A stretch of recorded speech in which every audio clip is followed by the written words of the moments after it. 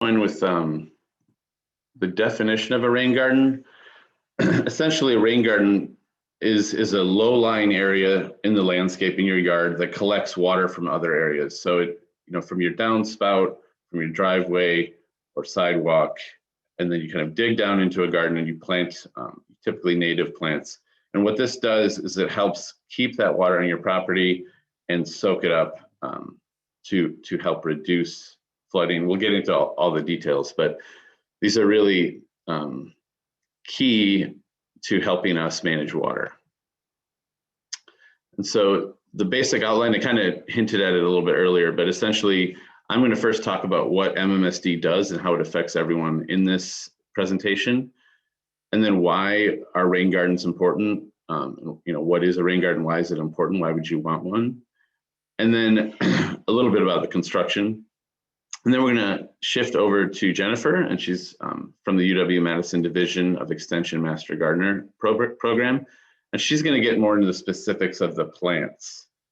And then at that time, she's going to kind of go through that. And then we're going to shift after that to go into separate breakout rooms, so you can ask more specific questions about your yard. And so if you do have questions throughout the presentation, go ahead and put them in the chat, but try to keep them as like more of a general question, and save your specific questions for those breakout rooms. And then finally, we're going to kind of come back and talk about some other things that you could do besides a rain garden, and then just wrap up for the day. Okay, so MMSD is the Milwaukee Metropolitan Sewerage District, and our main focus is to protect public health. And I don't think many people think of us as a public health agency, but we are protecting our water source, Lake Michigan, and doing that through cost-effective management and leadership and partnership. So the big things that we do are clean the water. So we clean all the dirty water in the area. So this is Jones Island you see here, right across from Summerfest on the left. And then one of the other big things that we do is actually manage flooding. That's one thing that people don't always associate with us. But in Milwaukee County, there's several rivers and streams that we have sort of jurisdiction over, and trying to help reduce the risk of flooding. So that's another big thing. And those things kind of tie into why we support rain gardens. So we serve most of Milwaukee County and some outlying suburbs, and that's equates to almost 1.1 million people. So we're not just the city of Milwaukee. That's one thing I do want to point out. Some people think we are the city of Milwaukee. We're actually a regional body that takes all the water from this boundary here and collects it and cleans it. And we have two different water reclamation facilities. We have the Jones Island facility and then one in Oak Creek. And we're doing a really good job. I know that there's always criticism no matter where you are, but MMSD is actually nationally and internationally known as one of the best water reclamation facilities or organizations. And many people come to visit us to learn more about how we do it. So since 1994, we've captured and cleaned close to 100%, 98.4% of all the water that comes to us. And just for reference, the EPA's goal, so like what they kind of hold cities to, is an 85% capture and clean. So we're well above that, and we're doing quite well. But we still want to get that last 1.6%. So that's kind of why we're here today talking about that. So what else can we do to capture that extra amount that we don't? And part of the reason why we need to do that is because storms keep getting bigger. And on average, we get about 34 inches of rain and other precipitation each year. And before we built this city here and developed, it was covered by natural ground cover, which you kind of see here on the left. And so when it would rain, the water would either go down or it would evaporate up. So it would go down into the ground, getting filtered with the soil and the plants and the roots, or it would evaporate and go up. And very little, about 10%, would run off. So basically going sideways. And then once we developed and we covered up all that natural inflow, soils and trees and everything that would soak it up, and and we put on top of it parking lots and buildings, things that don't do that, we really change the way that the water cycle in our, environment, how it goes. So like now, instead of it going down and up, much more of it goes sideways or runs off. So this runoff is a natural thing, in the natural environment. You see it's about 10% here, but in the city, in our area where we develop, it's 5 times that, and that can cause some major issues.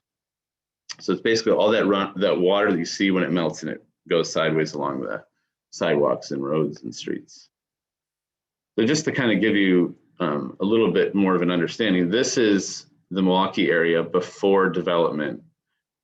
These green sort of blobs on here are former wetlands. So areas that used to exist in Milwaukee before we built. And then obviously the blue lines here are rivers. So in this example, or as I'm showing you here, this environment, the water could actually get filtered and clean in those wetlands and then slowly move in these natural rivers. And that's sort of how nature intended it. And then now you can see these orange squares and these light blue lines are the rivers, but the orange squares here are all those hard surfaces, those buildings, those roads, those parking lots, what we call impervious or hard surfaces that do not allow water to get in. So instead of the water going into the ground or naturally evaporating, it rushes to these rivers in pipes, which is actually very problematic, and we'll get into that. So essentially, that when the rain hits, in most parts of our city, we have what's called the separate sewer. So when the rain hits your yard there, it rushes off into these sewer grates, out in your street, and then goes directly into the rivers, which then ultimately goes to our Lake Michigan.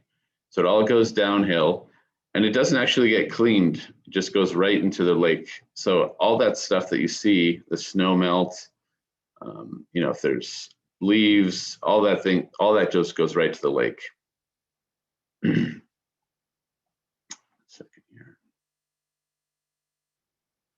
So what goes in there ends up here. So it's important that we keep, our sewer grates from getting clogged. If you ever see them getting clogged, you could rake that out. But that's our source of water. We get our drinking water from Lake Michigan, so it's important that we keep it clean. It's on the ground and ends up in our water. Now, I do want to point out there is another in the old part of the city, there's something called the combined sewer. And what's different about the combined sewer is that all of the water that hits your property goes into one pipe. So when it rains, actually the water that rains on your property and rushes in the street can end up going into the same sewer grate. Now that's just a small section of our city, but that is like near downtown and some of the older neighborhoods like Bayview and the East Side. And in this combined sewer, we have the deep tunnel. So when it rains, it can go. Normally, the water just goes to the treatment plant, but when it rains heavily, we can put it into the deep tunnel. So we have a big, large underground, basically savings account or storage for extra water. And then after the rain happens, it can go back up into our treatment plant. And this has really helped reduce our worst. So the worst scenario here is once this is full, is to put it right into the river and lake, and that's called an overflow. And we obviously really want to avoid those. And that's also part of why we're talking about rain gardens today. So we're trying to reduce how much water gets into the sewer system. This is just kind of an explanation of the fact that, MMSD and why we need to partner with people is that in our region, we only have 300 miles of sewers, and you can kind of see them on this map here. And the cities, like wherever you live, if you live in a suburb or if you live in the city of Milwaukee, they actually own 3,000 miles of sewer. So they own a ton of it. But one thing people don't actually always understand is that you as a homeowner also own sewer. So from your house going out to the street is what's called a lateral. And that's, if you've ever had to call, the roto-rooter or anything like that, that's that pipe that goes out to the street. So we all are kind of need to come together and kind of figure out how we can best manage this water. So before I go to the next section, are there any questions in the chat? Anybody have any questions? Looks like so far none. I don't see any questions so far, so. Okay. All right. Thank you. So I'll just get into what are the consequences. So I keep mentioning this is sort of a problem with all the rain that's hitting and then not absorbing in the ground. And so we'll just quickly talk about some of the consequences of that. So flooding. So, because that water cannot get absorbed and go into the ground or evaporate, that water has to go somewhere. So it runs and rushes into our rivers much faster and in a much bigger amount than used to be. So our rivers get flooded and then ultimately can flood out into the roads, and which is obviously something that we really, really do not like and do not want to happen. And then if the sewer system gets overwhelmed or the pipes get backed up, you can have a basement backup with too much water. And that's obviously another major thing we don't want to have happen. And one of the biggest things that I think I wanted to point out in this presentation is that runoff is very, very polluted. It's actually the #1 source by far of pollution in our region to our water source. So of all the other ways that we could pollute, sometimes people think, factories or industry are the big polluters, but actually that's been really, tightened in the restrictions on industry. And it's actually this runoff. So as you kind of see, when you see a nasty storm sewer or this grate on top, all the chemicals you see in the ground, any trash, dog poop, all that stuff can go right into our lakes and river. And just kind of, I included this snow here. We just had this big snow melt, and you obviously, when you see those nasty snowbanks, just imagining that going right into our lake and river. So this pollution is something that we're also really going to talk about and how we can prevent it. Oh.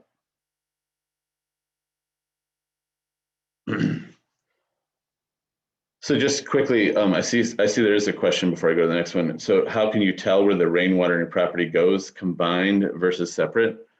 There is actually a map on mmsd.com. I can put that in there, but it's on mmsd.com and in the about us section. I'll put the link in there, Jay. Yeah, you can type it. You can type that in there, Chris. Thank you. And you can search your property. So all the consequences. So now that we've talked about the consequences, let's talk about some of the solutions here. How can we make it better? Something's not quite working here. Sorry. Okay. So one of the things we can do is install these really large scale, like huge, ponds, or we can renaturalize the rivers, as you see in this slide above, to slow down that water flow. But as you kind of remember that slide I showed with the city, obviously there isn't huge expanses of land where we can turn into big ponds. So this is a part of the solution. We've done some things like in county grounds and other things, but we don't have a lot of extra space to do this. And so there's also small scale projects like a rain garden or a rain barrel on your own residence that can really help keep that pollution from getting in our lakes, or our lake and our rivers. So that's why we're talking about this today. So rain gardens. And so even a small thing like this, you can see this downspout goes right into this rain garden and soaks up the majority of the water that comes to it, even in a pretty large storm. And that's because these native plants really help soak that up. And so when the rain falls down, it goes into the ground instead of doing that runoff. So you can imagine if the rain was hitting on this sidewalk, it would just be running off. But because this is put into this garden, instead of running off and causing pollution and flooding, it soaks into the ground naturally.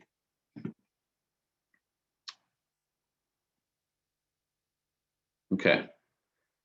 So what is a rain garden? What is it like? How is it different from just a garden? Well, a rain garden, it just has a few different characteristics from a typical garden. A rain garden is a little bit dug down, so it's lower, so it's a lower lying area, not too bad, but about 6-8 inches. And then you try to make it flat and level, as flat and level as you can, so the water spreads out evenly. And then it needs to be, connected or downstream from a source of stormwater. So your downspout, sump pump, driveway. It can even be at the lower part of your yard, downhill from even just your yard. But one point of emphasis is that you don't want it in an area that's already sort of pooling or ponding. It's not meant to be, soak up that much water, and the plants that we're featuring today can't handle that environment. Okay, so how do you do it? How do you install a rain garden? And these are the key points I'm going to bring up. How do you select the location, the design, the digging, and then the planting? And the planting is going to be more where we switch over to the master gardeners. So I'm going to talk more about the construction. So location. So if possible, if you can put it near as much sun would be good, because the native plants typically like sun. Now that doesn't mean that you can't have it in the shade, and if you have to do it in the shade, that's okay. There are plants that can handle the shade as well, but there's just more variety of native plants that like the sun. And then you want it by stormwater, so you can see these downspouts are kind of being woven through the traditional garden and put out into this rain garden. And this is kind of a cool technique. So this is the landscaping here with these daylilies is what was already there. And so we just sort of extended that landscaping and made the rain garden there. But you want it to be at least 6 feet minimum, but preferably 10 feet away from your foundation, just so you don't have water sitting next to your house. And then you don't want to put it in a place where there's standing water already. It can be wet, but you don't want it to be, where it's pooling. There's some other issues if you have that. And then the other thing is you don't want it to be directly above your lateral. So you don't want this water right on top of your pipe that's going out to the street. And that can be, you can see that if you get a digger's hotline. So how do you size it? So how big does this rain garden need to be? So one of the basically rules of thumb in our area, and this is assuming you have a clayey soil, which in our area is quite common. And so if you don't have clayey soil, you can make it smaller, but this is assuming you have clay soil. You just take your roof area, so you can get a tape measure, or you can use Google Maps, and you can measure the area of your roof that's leading to your rain garden. So this house you see here has kind of 4 different sections of the roof. So we're just going to use this section of roof and downspout to go out into this part of the yard. So you measure the length and width, so 15 feet by 35 feet to get around 525 square feet, and then you just divide it by 4. And this is a new thing. The old rule of thumb was divided by 3. This is an updated number. So if you've heard or you've looked into sizing before and you're like, wait a minute, I thought it was 3. It's actually, they've discovered that the plants really do a lot of the work to absorb that. So you don't need to make it quite as big as you might think. And so in this example, this would be around 130 square feet. And when we're doing this math, I don't want you to get overwhelmed. This isn't meant to be, a really tricky problem to figure out. Like if you get close to the right size, typically the plants will adapt. And every rain garden I've installed and seen doesn't really have a problem with absorbing the water. But this is just a kind of a good rule of thumb. And kind of along those lines, what we've found is that, you know, in the city, it's hard sometimes to get that perfectly sized rain garden. You know, like the 100 square feet doesn't quite fit in a, you know, urban lot.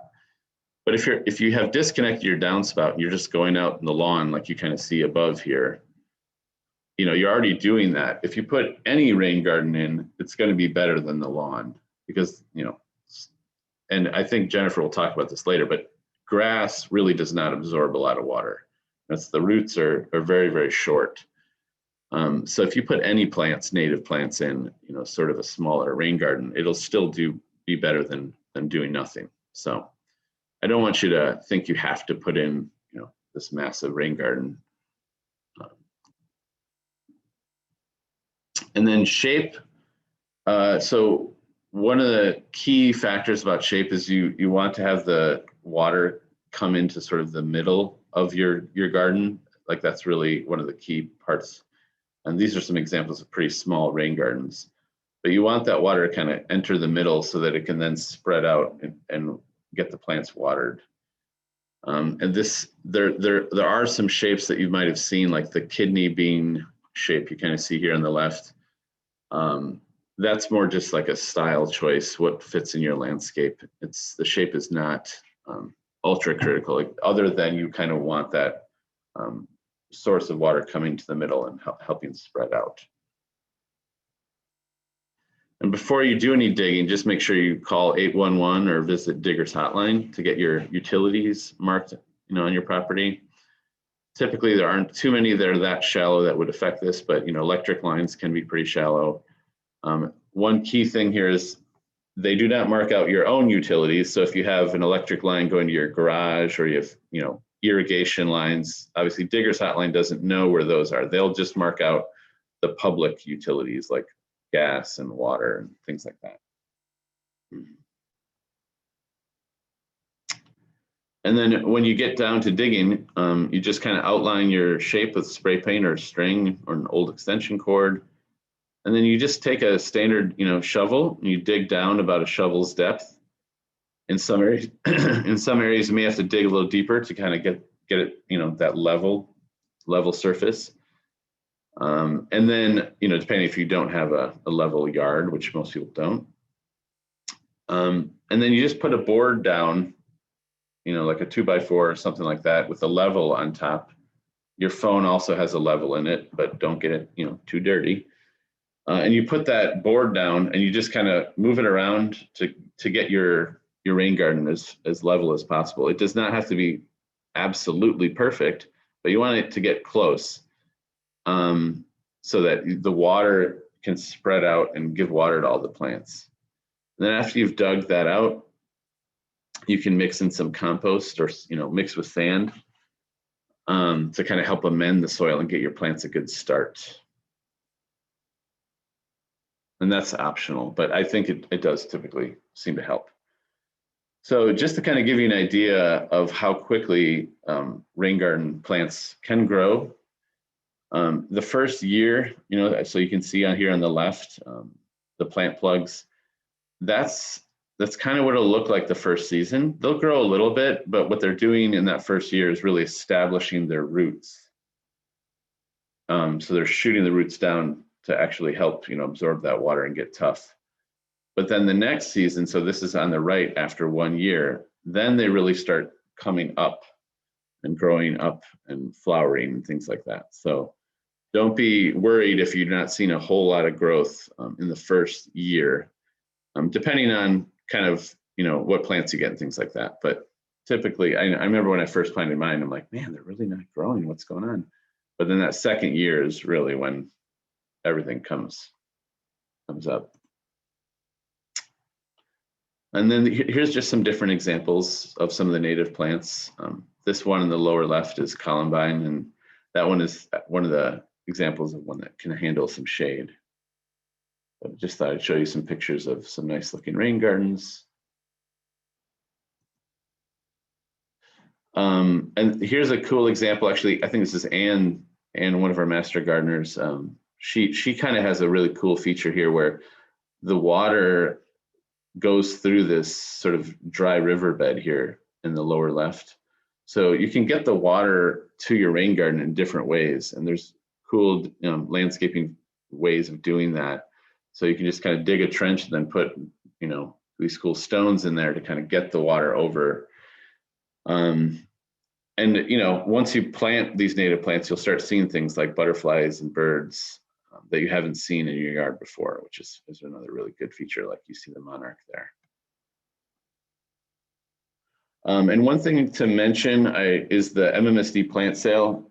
Right now we have a plant sale. It's sort of a pre-order. You go online and you order plants. Chris, if you don't mind putting that in the chat, that would be helpful. The link to that. So you buy the native plants on our website or on the website that's going to be in the chat, and then they're about up to 50% off. So it's a really good deal. And then you come pick them up in June 12th this year. And so just keep that in mind. I think Jennifer will kind of reference that a bit when she talks too. So that might be a good thing to have open as we start talking about the plants. Okay, so I'm gonna end here. I'm gonna just wait for there's any questions quickly. Okay, so somebody has a question for recommendations for areas where there's some existing pooling water. That's probably, and that is a common question that we get, and understandably so. That's typically a drainage issue that might need to be handled we probably would almost need to talk to you specifically about your yard. So if you could maybe, wait for the breakout room, or you could stay actually outside of the breakout room. I'm going to stay outside of the breakout rooms and just the regular room for questions kind of like along this. So if you're not as curious about plants, but more about the construction, you can stay with me. And then another question came in here about, in Brookfield, we have ditches. Is it worth putting plants along the ditch? I believe it is. You'd have to check with your municipality whether Brookfield would allow that, because some municipalities have issues with planting in their ditch. But I would say that the native plants would definitely help absorb some of that water. I've seen that people do that in certain municipalities. Let's see if did I miss any questions? Yeah, and I would just add, Jay, this is Jennifer, Oh, yeah. Also that it can be worthwhile, but you do have to understand what your municipality does, because they often have mowing schedules that may conflict with the plants you want to put in there and when they're blooming and what you're trying to get out of it. So you really do need to check on your local rules on that. Okay. But yes, it's worthwhile if you can. Okay. Yeah, and so I'm kind of looking back up. I'm just going to answer a couple of questions before we transition to you, Jennifer. But there's some in here. It looks like Chris has kind of been good about answering them, though. So I'm trying to think if there's any others here that have been unanswered. When is the best time of year? Sounds like Chris got that one, spring and fall. Wow, Chris, good job. You've been answering a lot of questions. And Digger's Hotline is free. What's that? I was going to say, I'll put the link in for Digger's Hotline as well. And that's a free service. Yeah. Okay. And you guys can ask me questions too. Like I said, I'll stay out of the breakout rooms. You can always pop back into a breakout room if you want or something, but I can answer some questions then too. So I'll go ahead and stop sharing my screen so Jennifer can share hers. And thank you all. Well, good morning, everybody, and thank you so much for joining us. We really appreciate the opportunity to talk to you about rain garden plants and native plants and help you understand them a little bit better. See if I can get there. We go. My name is Jennifer Lazeski, and I am a Master Gardener volunteer with the University of Wisconsin-Madison Division of Extension. Nice long title, but basically we get special training in order to help people understand plants better. So native plants are one of my specialties, and I also work a lot with pollinator gardening and pollinator plants. So you're going to hear a little bit of that here and there, and you're welcome to ask more questions about it. To start with, you should be as excited about native plants as MSD is. These are plants that have functions. They, as you heard before, help with slowing down the water, filtering the water. In this illustration you see on the far left is what your lawn looks like and how shallow its roots are compared to how deep the roots are on native plants that have had to develop and compete out in nature, not in a yard where they get watered all the time like grass does. So completely different types of plants. Native plants also provide a lot of support for pollinators with nectar and pollen. They provide fruits and seeds for birds and other wildlife, and their leaves provide food for other insects, often beneficial insects. So there are a lot of great bonuses to them. They don't just sit there and look pretty like some other garden plants. We're going to talk kind of about three things in helping to set up your rain garden. The first is conditions. The shorthand in gardening terms is right plant, right place. That will go a long way to helping have healthy plants that are growing well and look great. Then we're also going to talk about design factors, things you might want to think about as you're working on your design. And then finally, we're going to get into some of the specific plants. We're not going to have enough time to cover all the ones that are offered in the sale, but you can feel free to ask us in the breakout rooms about them. And also the website where you order the plants is great. They have all this information specific to each plant. So you'll have an opportunity to check on all this and figure things out before you purchase your plants. When we're talking conditions, the first one is the amount of sun, as Jay mentioned. Most of these plants are going to be full sun to part sun. There are some shade, and there are also other plants that you can put into shade. But just to give you an idea of kind of variation of conditions, with full sun, think how a prairie looks. This is an example of a prairie where there's not a tree in sight. You've got, plenty of time with sun. Typically, it's considered to be 6 hours or more of direct sunlight as a full sun site. Part sun is kind of more like a savanna or a woodland edge, where there may be some direct sun, but less than 6 hours, and then the rest of the day, it's indirect sun. Shade is generally no direct sun at all. That sun is always filtered or shade. So it could be the north side of your house, under trees, where it just doesn't have a chance to really absorb a lot of direct sunlight. The second part of conditions is what your soil is like. So there are two things we look at with that. And you'll kind of only see one noted. There are a lot of correlations, but not necessarily. So in texture, it's whether it's sand or loam or clay. That has to do with kind of the size of the soil granule and how quickly water moves through it or not. So with sand, water will move through very quickly. It's also generally considered to be well-drained soil. Loam is that perfect in between, where you have mostly organic material. It's medium-sized, granules, and it'll hold water for a while, but not for a long period of time generally. Clay, on the other hand, which is what most of us have around our urban environments, it's what comes up when they dig your house and they just put it to the side, and that's what you're gardening in. So it may be that you have better soil on top of that, but many of us have clay underneath. And clay will retain water and pool water. So sometimes that's some of the issues you may have in your yard when you're pooling, but it also is something you need to keep in mind. You can improve clay soil by adding compost and other organic matter. So that's part of what Jay talked about too, as you're digging down a little bit to do your rain gardens. You want to make sure you understand kind of how much good soil is there and then where you're hitting the clay. And over time, doing what you can to improve soil in your yard. But the great thing about native plants is they don't need you to do that much.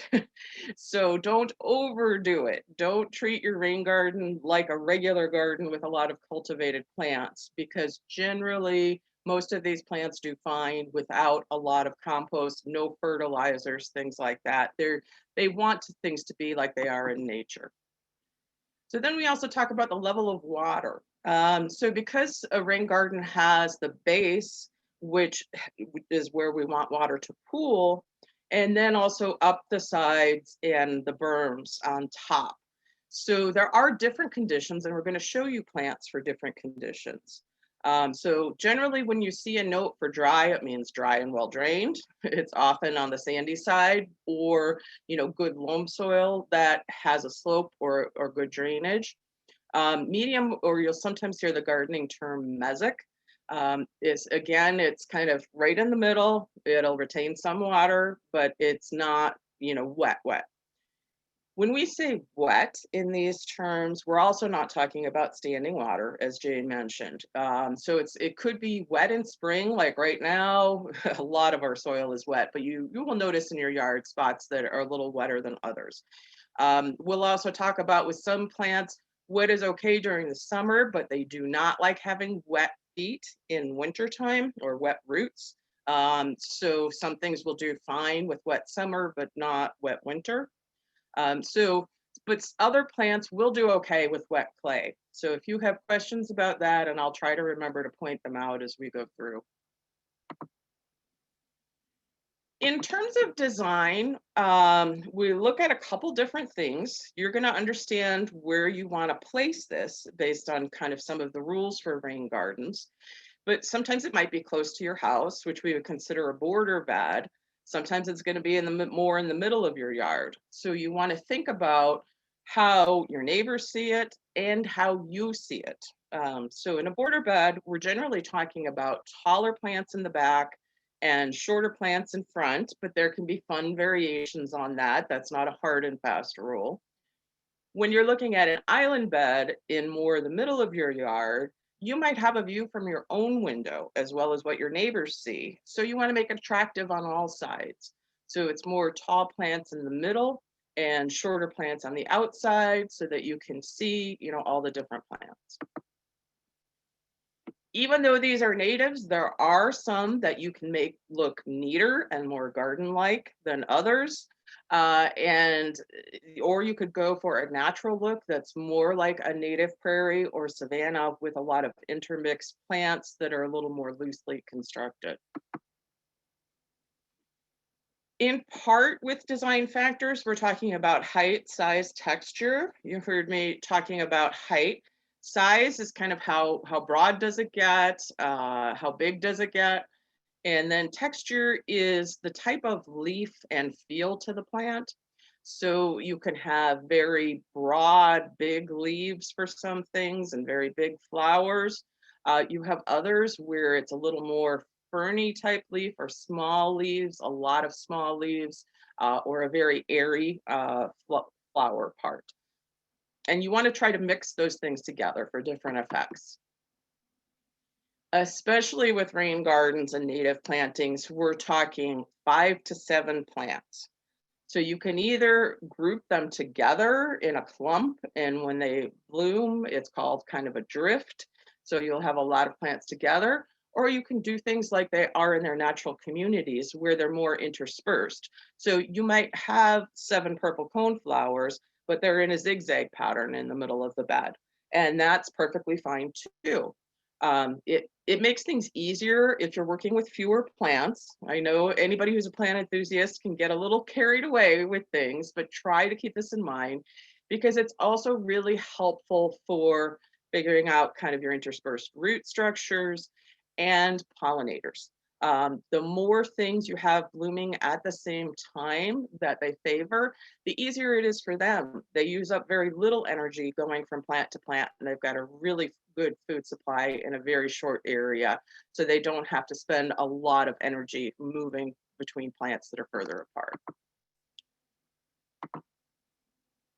There are different types of plants, and there's different types being offered here. So there are grasses and sedges, and in natural community or native plant terms, flowers are called forbs. We're not going to use that term much here, but you will see that term if you do any reading on native plants.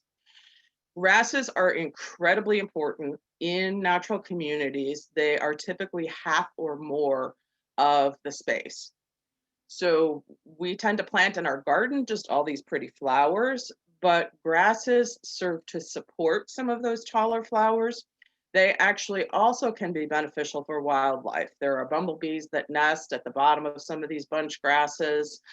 So there's a lot of good reasons to have them in. They also typically have very good deep roots. They add winter interest. So think in terms of all the different components you have to work with. In other design factors, we talked before about height, size, texture. There's also color and bloom time. So you'll see a variety of colors in here. Different people do things differently. Sometimes you want to have harmonious colors, like on the right, you've got a lot of whites and purples and not much that's a contrasting color. And in other cases, people love color. They want to have all kinds of it as much as they can. There are actually colors that are better for pollinators too. For the most part, and there aren't too many plants in here, aside from hummingbirds, bees and butterflies do not generally prefer red. They prefer purples, whites, pinks, and yellows. And bloom time is part of what we talk about with seasonal interest. You want to be feeding pollinators all through the summer. So you need to have blooms from early spring to late fall. You also want to pick some plants that provide winter interest. Grasses generally are standing during the winter. Some of these plants have great seed heads that feed wildlife, but also provide some structure to your garden during winter. And then think about the ornamental features too. Some of these plants have great foliage, different textures. They'll turn color in the fall. So again, that's seasonal interest. And some of them will provide seeds, and I'll try to point them out, that are great for birds. Just briefly to touch on maintenance. Generally, as a rule, native plants are less work down the road. But all plants require a fair amount of work in the beginning to help them get established. So for the most part, that's water. You will need to water these plants if it's not raining. When roots are very small, the plants can't pull in as much water at one time. So you do need to help them out that first year or two. And weeding. We cannot emphasize this enough. Anything that's there is going to compete with your plants. So you want to make sure you're keeping out things that don't. So one of the best hints that when I started working with natives is take pictures of your plants when you put them in, so you know what the leaves look like as well as the flowers, and you can help distinguish between the weeds and your plants. You also want to watch out for invasives, things like buckthorn, garlic mustard if you're out in a shady area, and any type of little trees or woody plants. So there are two ways to deal with that. You can hand pull things every once in a while, at least twice a season, generally more than that during the first year.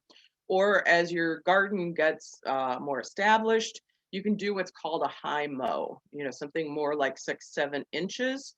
And that keeps cutting down the woody plants and minimizing their energy and their opportunity to grow. As was mentioned, some of us will be available in the breakout rooms to help answer questions on the specifics in your yard. So if you can kind of save those questions for when we can talk more individually about particular plants or about your yard. I'm not seeing any questions pop up. Are we doing okay? Just the questions that are a little more specific that we'll just ask everybody to hold on to when we send you till to the your end. breakout rooms. Yeah. But other than that, Okay. you're doing great.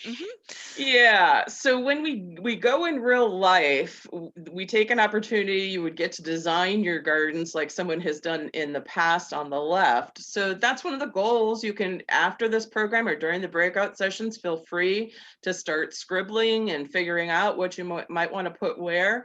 And on the right is what we've started working with for pollinator plants and bloom times. Because ideally you want to have 3 to 5 different plants blooming at any given time.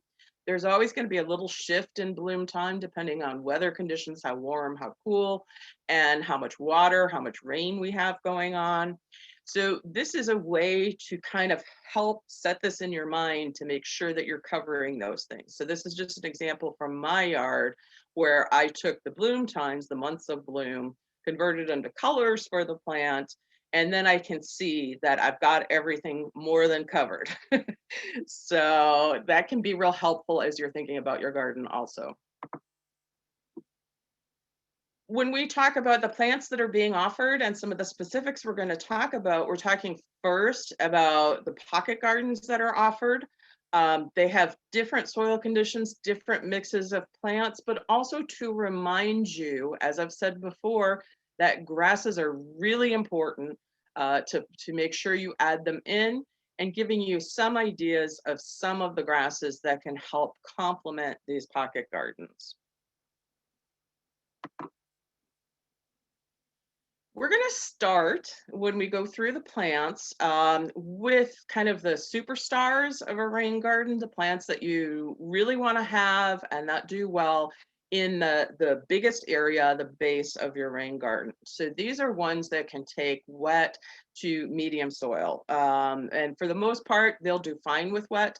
But again, in rain gardens, the goal is not to have standing water, but water that eventually filters down. So rain garden plants also are picked because they do well with dry.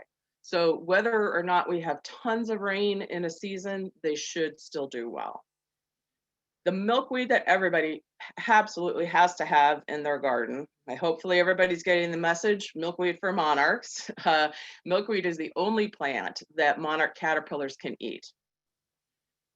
On this case, red milkweed or swamp milkweed is way more garden friendly than the common milkweed you see out on the roadsides and the farms and the alleys and the back of people's backyard, because that is a very strong plant that grows by runners. It has very big leaves and can take over a lot of space. That's not true at all of redwood milkweed. It's a beautiful, 3 to 4 feet plant usually, and it has these beautiful pink flowers, and it blooms right at the perfect time in summer. So in the photo on the bottom right, you see the pods for the milkweed, and you can collect those and replant if you want as well. Just make sure they're dried out before you're doing anything with them. One of my absolute favorites is wild bergamot, also known as bee balm. And it's a traditional medicinal plant, but it is also where almost every bumblebee in the universe will be during the month of July. So it provides this great activity that you could see right up close. It's also a favorite of some of the swallowtail butterflies. So it does tend to get powdery mildew towards the end of the season, but that is just a cosmetic disease. It doesn't hurt the plant at all, and it's fine to leave them up. Boneset is a monarch favorite late in the season, and it can really handle wet well. I'm going to talk about the two lobelias because not everybody understands they're not necessarily the same plant. This is the great blue, which does great with wet, but it does fine with medium soils also. It tends to reseed a little bit and find the place that it likes best. But it is also a good pollinator plant for bees and hummingbirds. The red, on the other hand, is a hummingbird magnet, but unfortunately it's not as easy to grow. This is one of those that does not like wet feed in the winter. So a lot of us, you're not going to see 100% return every winter, but I will continue to buy it every year because the hummingbirds just come right to it as soon as it's blooming. In the grasses and sedges that work with wet, brown fox sedge is the one to have in the base of your rain garden for almost everybody. It's something that handles those conditions really well. It's a pretty clumping grass. It'll help provide support for some of those flowers. And it's really great in kind of some matrix formats where you're interspersing it with flowers. Wild rye is something that's becoming much more popular because it's a great pioneer species, what we say. It's one that does really well in the beginning and then kind of fades back as your other plants are growing. So it occupies the space instead of weeds, and then eventually it kind of gives way for the other plants as they get stronger. But these kind of things are important. Would you rather spend a ton of time weeding, or invest a little bit in plants that'll last you, 2 to 4 years and really take up that space? Just a couple of examples of other flowers. Mountain mint is one that I love for a lot of the smaller pollinators. I see little green bees on it all the time, but it does spread really rapidly. So you need to either put it in a spot that's confined or know it's going to create a little bit of competition. Almost any sedge or grass is great in things that have moisture. So any of those will work in the bottom of your rain garden. As you kind of move to the edges and up the slope, we've got a couple of other good examples. So one of the earliest to bloom is penstemon. And this is also a hummingbird favorite, and you'll see bees on it early in the season. And then the taller version that's used more by bigger bees, so you'll see some really spectacular bumblebees in here, is wild white indigo. So it's also a legume, which is the bean and peas family, and they help fix nitrogen in the soil. So people are starting to understand the value of that, not just in white clover in your lawns, but in some of the plants that you have as well. Purple coneflower is the must-have for everybody's rain garden. It's one of the easiest care plants, and it provides tremendous opportunities for pollinators. Swallowtails love it, bees love it, and also the seed head, when it dries out, like you see on the bottom right, is a favorite of goldfinches. So I always make sure I have some of this right outside my kitchen window where I can see all the activity on it. It's a place that butterflies will often sun if it faces east in the morning when they need to build up their temperatures before they can fly. So there's a lot of really fun wildlife opportunities, as well as it being a great plant.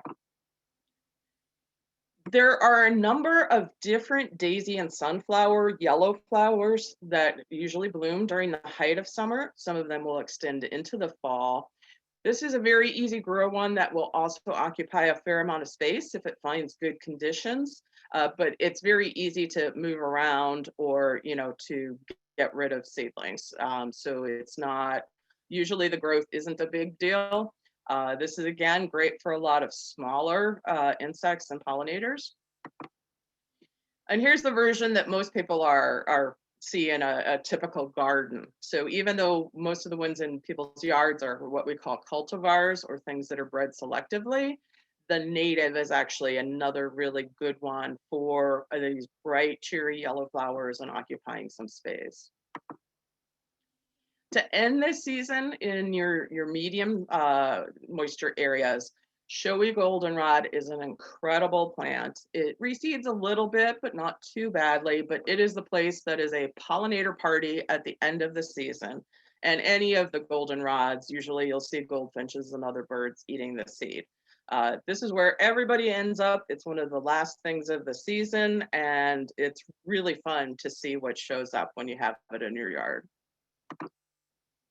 Grasses that go with this, Indian grass is just a beautiful tall grass with these wonderful seed heads.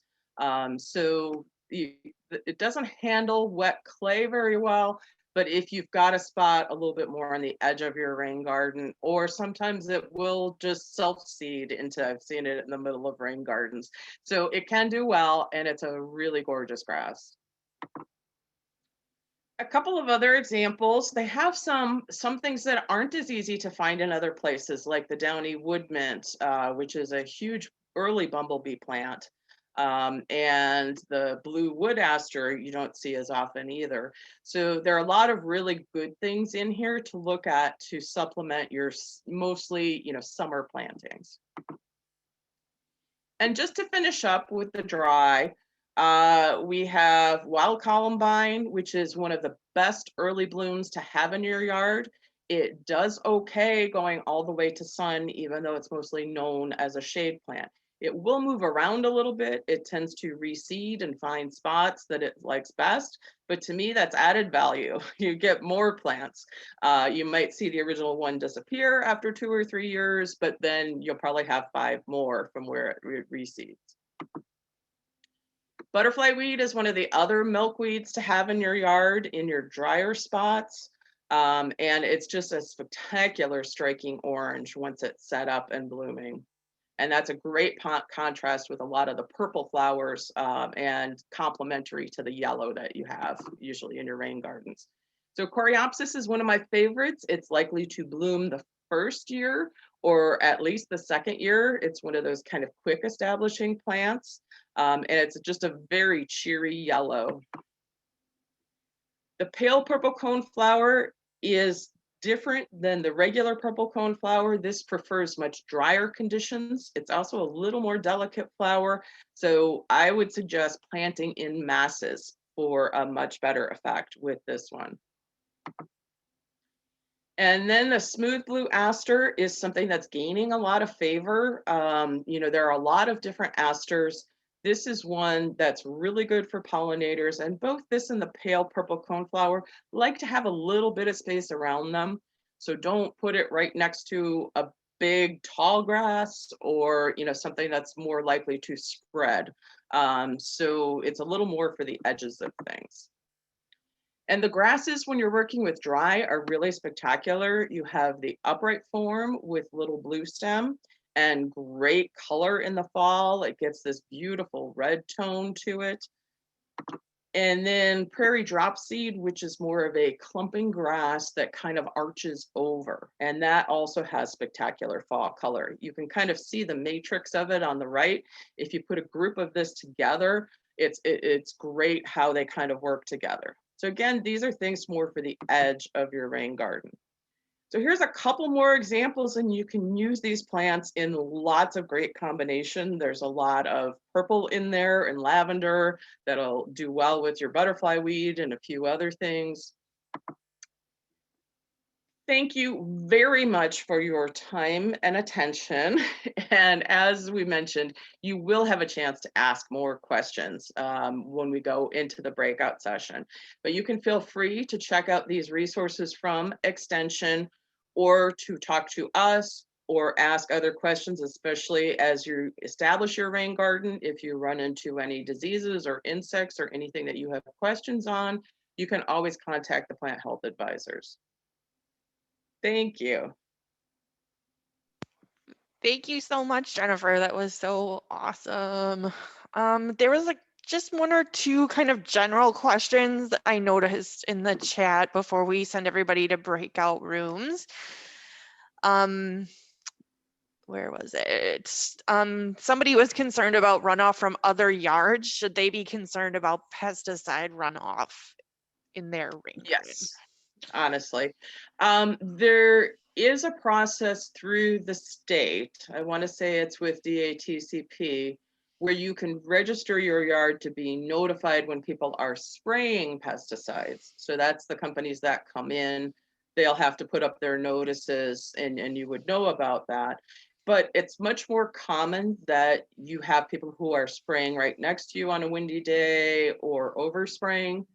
And so one of the things you should always look at if you're seeing damage to your plants, especially, I hate to say it, things like tomato plants are much more sensitive to a lot of that, is often that your neighbors have sprayed too close.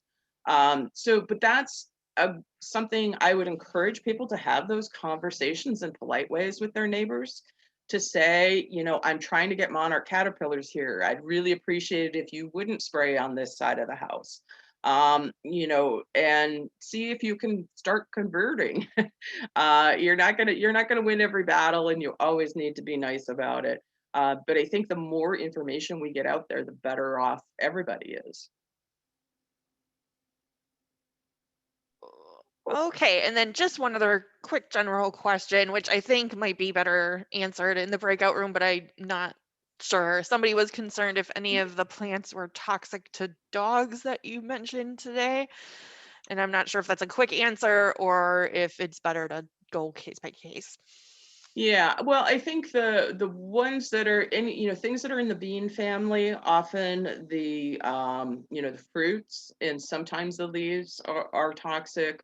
And milkweed because the milkweed component, the milk in the milkweed, is toxic, that can be an issue. So it's something that whenever you're working with milkweed, you should be using gloves, because one of the bigger issues is if you happen to get some on your finger, where it can cause issues, but you don't want it anywhere near your eyes too. So there are a few things here and there, but for the most part, no. And actually, you know, that's one of the things the internet is really good for, is usually you can come up with those answers pretty quickly about things that are toxic to dogs and cats, either indoors or outdoor plants. Excellent, thank you. I think that covers our general questions. So let me just pull this over. So again, this is Beth from the Milwaukee Public Library. Right now, what is going to happen and what you will notice is that I'm going to send everybody to one of 3 breakout rooms. In your breakout room, you will be with a master gardener who can take your questions either by speaking out loud, by unmuting your mic, or you can type them into the chat. These will be a little bit big. We have 3 master gardeners with us today. So there's going to be about 20 people in each session. So some best practices would be keeping your microphone muted until you are called on by the master gardener. You can either use the raise your hand function in your reactions bar. So I will show you what that looks like. If you're looking at me, I'm Librarian Beth, you'll see that my little digital hand is raised, and then the master gardener can call on you. Or you, again, can put your question in the chat. You can leave the breakout room at any time if you need to go and exit the meeting completely because you need to end your time with us today, or you can come back to the main session at any time, and Jay from MMSD will be here to talk more specifically about construction issues for your rain garden. So the master gardeners will be best for specific plant questions. Jay will be in the main room answering questions about construction. Does any of our volunteers and master gardeners have anything to add before I send you to your breakout rooms? No? Okay, great. And then when we get to about 11:25, I'll just give everyone a minute warning that we're ending the breakout rooms, and we'll come back for just a quick wrap up and thank you. And again, if anybody needs to leave before that, feel free. Thanks for attending today. So you will all be getting sent to your breakout rooms, and we'll see you back in a few minutes.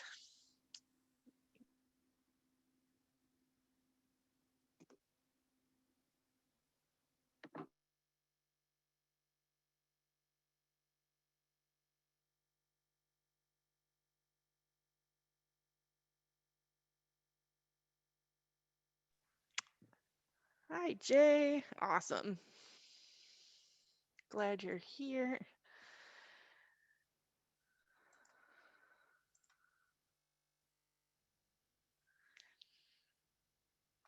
There we go. Okay. I'm going to lower my hand. There I am. Very good. Hi, Elizabeth. Feel free to ask any questions that you have or just hang out. All right. So anything that comes in the chat would be just for us, right? Now? Starting Yes. now. Okay. You got it. I have a few questions. So if we wanted to create something on the part of grass between the sidewalk and the street, is there anything that we have to do with the city for permission, or how does that work? So where do you live? What city? We're in Milwaukee in Washington Heights. Okay. So I'll tell you that that's why I asked, because it does vary. There are definitely some places that do not allow you to do that, but from what I've seen, the city of Milwaukee hasn't ever, complained directly to us about, people doing this. And I actually do it myself. Full disclosure there. But the one thing I would say is that, like, don't invest too much into it, because that's not really technically your property. Right, yeah. And, it can be, actually that happened to me last summer. I had just gotten some plants from our plant sale and planted them, and then all of a sudden construction started, and they went right through my terrace garden, and I was like, oh no. But I would say avoid anything super tall, and also not, don't spend too much money on it, because it can get wrecked by the salt and dogs peeing on it and stuff like that. But I've had mine, in the terrace area, for probably 10 years. That's not to say that, like, that there isn't potentially, that could, potentially come at, not come after you, but like ask you to cut down your grass or something if it was too tall, or if a neighbor complained. But you could also just check with, like, neighborhood services. I don't have, So there's not like a permit or something. It's just more. No, there isn't. Okay. Hey Jay, this is Chris. Hey Chris. There's a question in the chat from someone that needs to leave about the process to pick up a rain barrel. Can you respond to that one?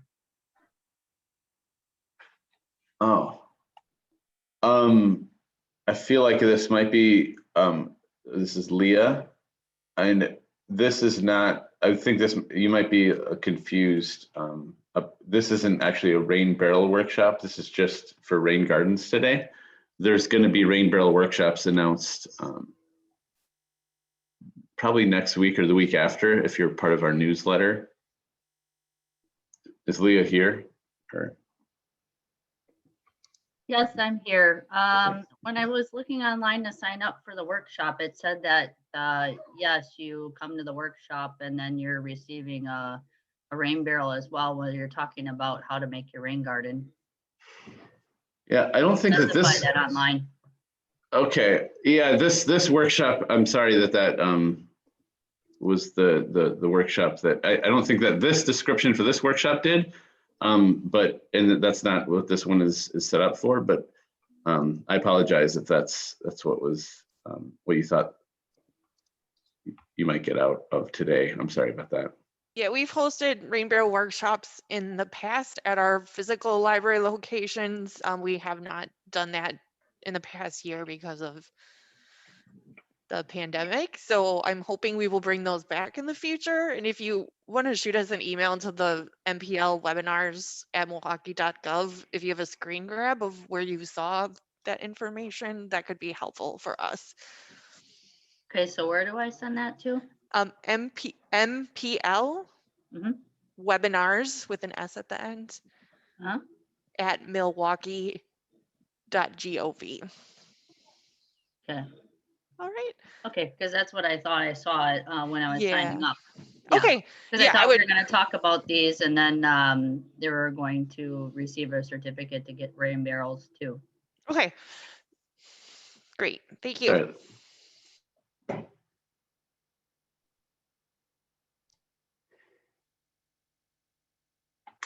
All right. I see one here. My house, let's see. My house is located at the bottom of a small hill. Where would you recommend a rain garden? At the base of the hill, top of the hill, from the alley, or in the front of the house? Wow. And this is Elizabeth Sanders. Do you mind speaking, Elizabeth? Sure. So we just bought this house, and I don't know, we're not sure. It looks like the ground is damper, and it looks like the previous owner put plastic kind of right behind our house. So it's like our house, and we have flat land and a small hill. Our garage is on part of it, and we have like a flat area before the alley. So I guess I'm just trying to think of construction wise. We are assuming we're gonna have some water in our backyard, so I would like to be proactive somewhat. So I'm wondering if we should do like a rain garden kind of back towards our fence, preventing water from the alley, if we should try to do something that's more at the bottom of our hill, or if we should focus on the front of our house where I'm assuming the water will move that way, and just kind of work on just preventing water from entering the sewer system. So so I think, sorry. So I think the way that I understand it is your house is below your alley and garage. Okay. Actually, my brother has a house similar to this, where it's so that the pitch, or basically the water source would be coming from maybe your garage and the alley down into your yard, and then it's also going down from your house down into the street. It doesn't seem like it's a very, very slight grade from my house to the street, but I just wasn't sure. I guess my question is, should we focus on trying to have a rain garden to prevent water coming towards our house, or should we focus more on preventing the water from going from our house to the street? I would say your first priority would be to get it from going in your house. I mean, I appreciate you asking and having concern for our sewers, because that's obviously something I care about. But I would say that one thing that I recommend people doing when they're thinking about doing a rain garden is in some of these bigger spring rainfalls, put on an umbrella, or get an umbrella, put on a raincoat, and actually watch the water. And I know it sounds a little silly or crazy, but like it really helps you understand the flow of water on your property much better. And it's kind of exactly why I put plants in my terrace area, because so much water was going in that terrace area. But I would say first focus on probably doing something in the backyard, away from your house, but like to catch that water potentially coming to your house. Thanks. I can offer some insight too. I'm not a master gardener or anything, but I think if you were to have some plants kind of up by your garage area, those plants and those roots will help capture some of that water before it goes down. And then additionally having some place, if there is kind of at the bottom of the hill there, to have additional areas, then you're kind of the safe bet. Thanks. Hi, can you hear me? Yes, Michelle. Yes, sorry. Just a quick question, just a general rule of thumb about how many plants would you recommend for like a 15 by 10 foot rain garden or a 15 by 15 foot rain garden? So that's about 150 square feet. And I wish I was better at math, but so essentially the rule of thumb is, and I don't, okay, there's two answers to this, and this is probably a more specific master gardener question, but I've done enough rain gardens that I know this stuff too. But essentially it's the rule of thumb is 1 per every square foot. And don't freak out and think that you have to get 150 plants. That's not what that means exactly, because even though it's 150 square feet, you're not going to put plants like at the very edge of your garden. So think about maybe like coming in a foot off of that. And when they say 1 per square foot, that's a very general rule of thumb. The plants themselves will get bigger and they will spread. And so if you want to do it on a tighter, smaller budget, you can also, probably, depending on the plant species, and that's something that, you can look into. But for example, the grasses will probably spread and get bigger, take up more space than some of the smaller flowers.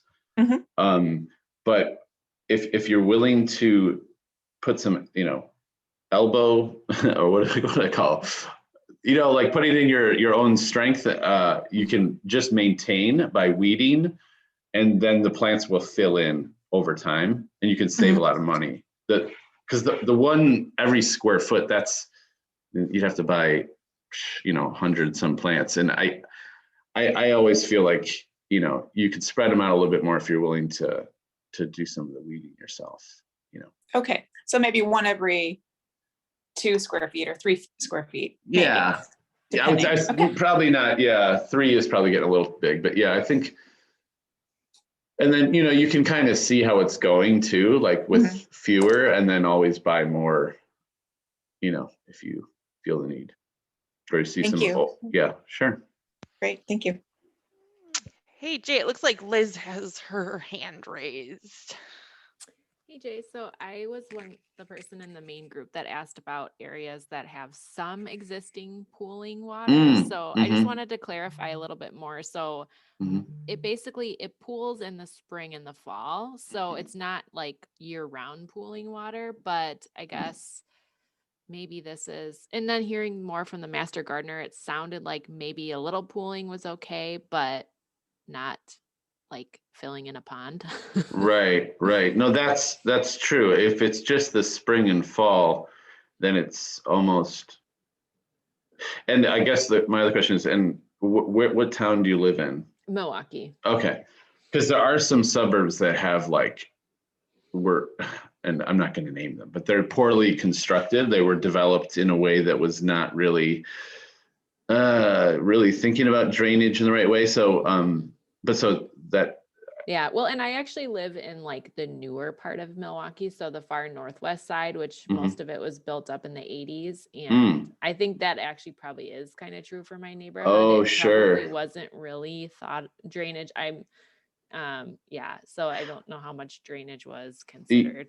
Well, and this is a pretty big topic. I'm not going to get into all the crazy details of development and what people did right and wrong, but just one of the really basic things about the way that and we've learned this, you know, since, but like they would just strip the land and then put down to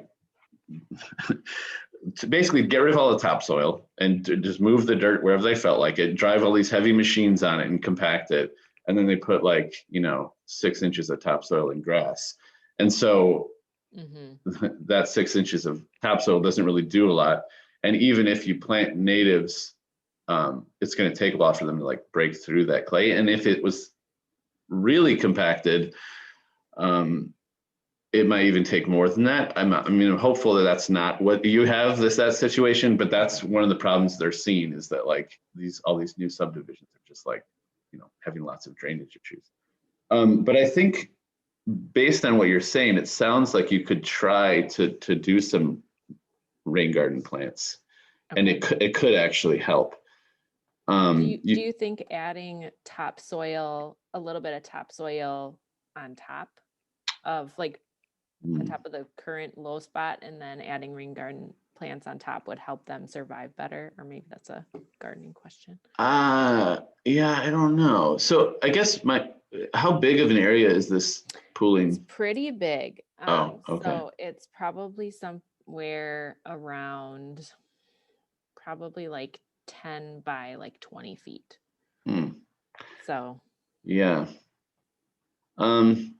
It seems like that would be a pretty massive job. I don't adding that much topsoil. You could obviously do it, but yeah. What you could do too is dig down in that area and see kind of what the soil's like, Sure. And see, are you hitting something, like a lot of clay, or is it, you know what I mean? Just kind of look at the texture and how good it is. But I think that native plants could maybe work there. Okay.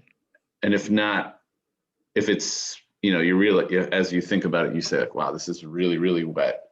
You can also plant them just before it gets to be super wet, and that'll keep some of that water from getting into it. Oh, and then over time, you could introduce more plants. Okay. Yeah. Okay. Yeah. Our alternative was basically do we just fill it in and try to kind of regrade so the water, but obviously the kind of point of today is keep the water on your property. Don't, make it run off into the street if you can. So. Right. Yeah. Yeah. But that's helpful. That is helpful. Yeah. And yeah, essentially if you're doing that, you're creating a problem for somebody else or somewhere else. But not to say that, you know, you should ever put your house at risk or anything like that, obviously. Yeah, and luckily it's away from our house, so that's not an issue. It's just in our backyard. It's like Okay. a little. Good. All right, Jay, I think you have time for a quick one last question, and I'm going to be closing the breakout rooms and bringing everyone back. So if you want to, Okay. Taylor, if you want to go ahead quick. Thanks. Well, thanks for hosting this today. I kind of got kicked out of my plant chat because it's far more of a garden question. And so I had a question. I'm in one of those old Milwaukee neighborhoods where my house is up on a hill. And so where the downspouts are placed on my house used to go directly into the tube, right, into the city. So we're trying to reroute those, but rerouting those just sort of reroutes down the driveway, or can cause a lot of washout. And I was just wondering, any suggestions for if there's no kind of 10-foot by 10-foot space or 6-foot by 10-foot space for a flat rain garden, other recommendations on how to avoid those, you know, wasting of water or washout.